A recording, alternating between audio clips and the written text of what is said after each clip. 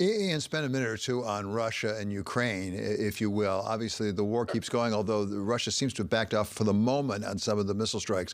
What are you expecting over the course of the winter? What do we know about depletion of armaments on either the side of Russia or, for that matter, the West?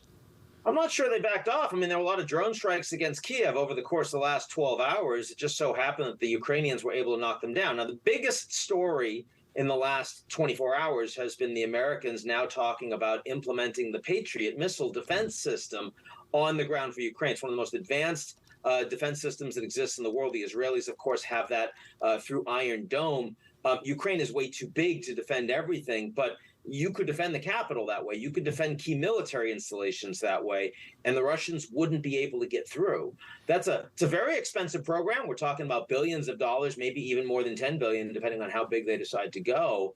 But it will allow the Ukrainians to defend themselves. And Russia's warfighting capabilities really don't include a new major offensive at a minimum until spring.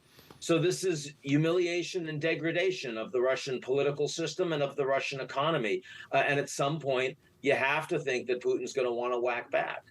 You mentioned, Ian, the drone strikes against Kyiv, and then before that, Odessa, as I recall, which were more effective over the weekend.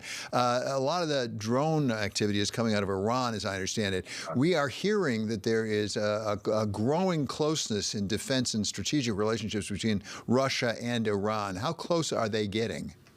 Well, the good news is that there's not a growing closeness between Russia and China. The Chinese have provided no military support for Russia since this war began. The Americans read the riot act to the Chinese government. The Chinese weren't happy, but they're not trying to be the best friends to Russia globally. The Iranians are.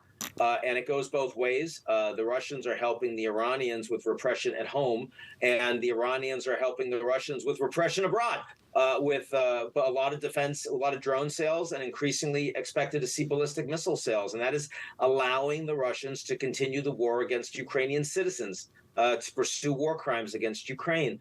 This is going to lead to tougher sanctions against Iran. It means the likelihood of a nuclear deal with the Iranians is functionally zero. And it means that the Iranian government's going to face a lot more pressure going forward. So Iran and Russia are increasingly in the same box.